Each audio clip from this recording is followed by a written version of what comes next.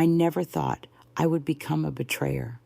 I'm an ordinary woman living a simple life in the suburbs of Chicago, where everyone knows each other through weekend barbecues and chats over the fence. I had a loving family, a stable job as an accountant at a small firm, and an older sister, Emily, who I always looked up to as my role model. But then, in a moment of weakness, I lost everything. I crossed a line that no one should ever cross. I had a forbidden relationship with my sister's husband, my brother-in-law, Ryan. It all started with stolen glances, seemingly innocent touches, until one fateful night, when we couldn't hold back our emotions, I destroyed my relationship with my sister, shattered my own heart, and left a wound in our family that will never heal. Today, I'm sharing my story with you, not to justify my actions, but to warn you that sometimes temptation can come from the people closest to you, and if you're not careful, you'll lose everything. My name is Lauren. I'm 35 years old, living in a quiet neighborhood on the outskirts of Chicago. I never imagined I'd fall into a forbidden relationship like this. I grew up in a typical middle-class family where loyalty and respect were the highest values. My parents always taught me and Emily that family comes first, that we must always protect each other, no matter what. Emily is 5 years older than me, and ever since we were kids, she's been the one I admired most. She was smart, beautiful, and had a warm heart. When I was little, she'd stand up for me whenever I got bullied at school. And when our parents passed away in a car accident 10 years ago, she was the one who held our family together. She took care of me, comforted me, and became my greatest emotional support. Emily married Ryan 8 years ago, and I remember their wedding day like it was yesterday. I cried tears of joy seeing my sister find a wonderful man like Ryan. Ryan was handsome, tall, with a radiant smile and warm eyes. He worked as a software engineer at a big tech company in Chicago, and he always knew how to make people around him feel at ease. He was the kind of person you'd trust right from the first meeting. I remember the first time I met him at Emily's birthday party. He walked over, shook my hand politely, and said, "Lauren, you're Emily's sister, right? She's told me so much about you. I'm so glad to meet you." His voice was warm, and I immediately felt he was someone I could trust.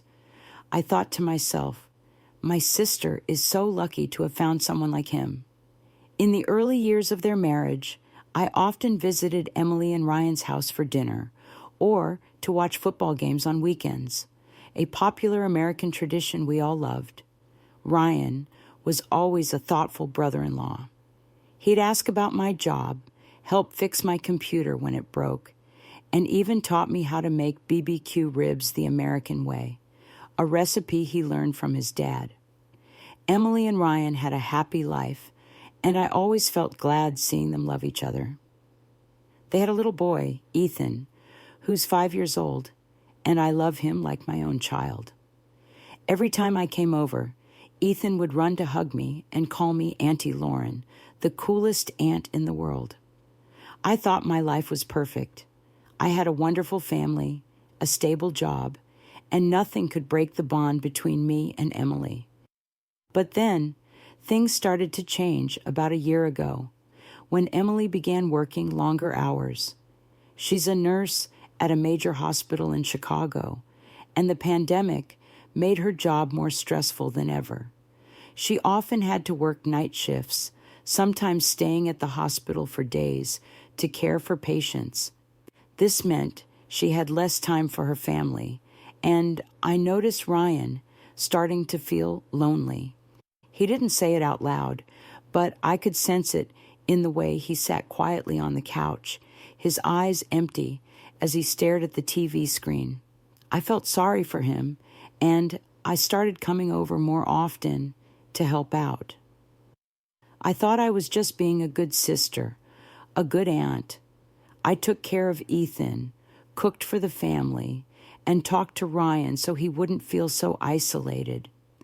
But that closeness brought Ryan and me together in a way I never expected. It started with small things. One evening, I came over to play with Ethan while Emily was working a night shift. Ryan and I sat in the living room, drinking beer and watching a football game. He laughed and said, "Lauren, you're really amazing. I don't know what this family would do without you." His words made me feel warm, but there was something off about it. I smiled and replied, "What are you talking about, Ryan? I'm just doing what any aunt would do." But the way he looked at me, it wasn't the look of a brother-in-law to his sister-in-law. It was deep, intense, as if he was trying to say something he didn't dare put into telling myself I was overthinking it. But moments like that kept happening more and more often. One time, while I was washing dishes in the kitchen, Ryan came up and stood right behind me, so close I could feel his breath on my neck. He said, "Lauren, let me help you." His voice was low and gentle, and when his hand brushed against mine to take the plate, I felt a jolt run through my body. I quickly turned away, pretending nothing happened, but my heart was pounding like it was about to explode. I knew it was wrong, but I couldn't deny that I was starting to feel an attraction to him, a feeling I shouldn't have. I tried to avoid Ryan after that. I cut back on my visits to Emily's house, making excuses about being busy with work. But then an event came up that I couldn't avoid. It was last Thanksgiving, a big holiday in America that our family always celebrated together. Emily invited me over for dinner, and I couldn't say no. That night, the whole family gathered around the table with roasted turkey, mashed potatoes, and pumpkin pie, traditional dishes that Emily always prepared so well. Ethan sat on my lap, giggling as I told him stories, and everything seemed so normal. But after dinner, when Emily went upstairs to put Ethan to bed, Ryan and I stayed in the kitchen to clean up. We worked in silence, but I could feel Ryan's eyes following my every move. As I was wiping down the table, he came closer and said, "Lauren, do you know how special you are to me?" I stopped, still holding the cloth, and turned to look at him. I wanted to say something to break the tension, but my voice felt stuck in my throat. Ryan continued, "I know this is wrong, but I can't stop thinking about you. Every time you're here, I feel like my heart doesn't belong to me anymore." His words hit me like a knife, both painful and tempting. I wanted to scream that he couldn't say those things, that he was my sister's husband, but I couldn't. Instead, I just stood there, staring at him, and in that moment, I felt like I wanted him too. That night, everything crossed the line. While Emily was still upstairs, Ryan took my hand and pulled me into the storage room behind the kitchen. He closed the door, and in the darkness, he whispered, "Lauren, just this once. I can't take it anymore." I knew I should push him away, should run, but I couldn't. Instead, I let him hold me, let his breath mix with mine. We didn't go too far, nothing beyond a tight hug and whispered words of temptation. But the guilt hit me like a tidal wave. I pushed him away, tears streaming down my face, and ran out of the house without saying a word. I drove home in a panic, my heart breaking into pieces. After that night, I couldn't look Emily in the eye. Every time she called to check on me, I made excuses to avoid meeting her. But Ryan didn't stop. He started texting me, short but suggestive messages. I can't forget that night, Lauren. Do you feel the same way I do? I wanted to block his number, to erase everything, but I couldn't. A part of me still craved his attention, still remembered the warmth of his forbidden embrace. I knew I was walking down a dangerous path, but I couldn't stop.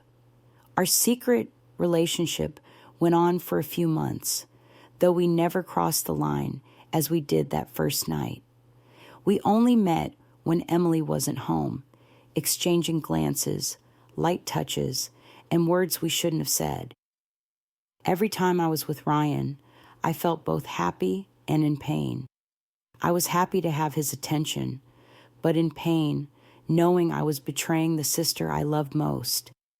I lived in torment, asking myself every day, who am I to do this to my sister? The climax of the story came on a cold winter evening during Ethan's 6th birthday party. I didn't want to go, but Emily called and begged me, Lauren, I know you've been busy lately, but Ethan misses you so much. Please, come, just for one evening. I couldn't say no, though my heart was full of dread. That night, as I walked into the house, I saw Ryan standing in the corner, his eyes burning into me. I tried to avoid him, focusing on playing with Ethan and talking to Emily, but I knew he was watching me. After the party, when everyone had left and Ethan had gone to bed, Emily said she needed to run out to buy more milk for the morning. She asked me, Lauren, can you stay for a bit? I don't want to leave Ryan and Ethan alone. I nodded, though I knew this was dangerous. As soon as Emily left the house, Ryan came over to me. He took my hand and said, Lauren, we can't keep doing this. I love you, but I can't hurt Emily anymore. His words shocked me. He loved me? I never thought things would go this far. I pushed him away, tears streaming down my face, and shouted, You can't say that. You're my sister's husband. I can't do this anymore. Emily stood there, holding a jug of milk, her eyes full of shock and pain. She had heard everything. She looked at me, then at Ryan, and said in a trembling voice, You two, what have you been doing behind my back? I couldn't say anything, just fell to my knees and cried. Emily didn't say another word. She turned, slammed the door, and walked away. Ryan ran after her, but I knew it was over. I had destroyed my sister's family, and there was no going back. After that night, Emily cut off all contact with me. She didn't answer my texts or calls. Ryan stopped reaching out too, and I heard they were trying to save their marriage for Ethan's sake. But I know Emily will never forgive me. I lost the sister I loved most, and I'll have to live with this guilt for the rest of my life. My story is a warning to all of you. Temptation can come from the people closest to you, and if you don't set clear boundaries, you'll lose everything. I let my momentary emotions control me, and I paid the price with my entire family. If you're in a similar situation, stop before it's too late. Don't let a moment of weakness destroy your life. I'm sharing this story on The Cheater's Diary because I want you to learn from my mistakes. If my story made you think, please leave your thoughts in the comments. Could you forgive a family member if they betrayed you like I did? Also, I'd like to invite you to join our challenge. Share one action you'll take to protect loyalty in your relationships. The most inspiring response will be featured in our next video. Don't forget to like this video, share it with your friends, and subscribe to The Cheater's Diary so you don't miss more emotional stories like this. Hit the bell icon to get notified as soon as we post a new video, and follow us on Instagram at The Cheater's Diary to join our live stream about building trust in families. Thank you for listening, and I hope my story helps you protect the most precious things in your life.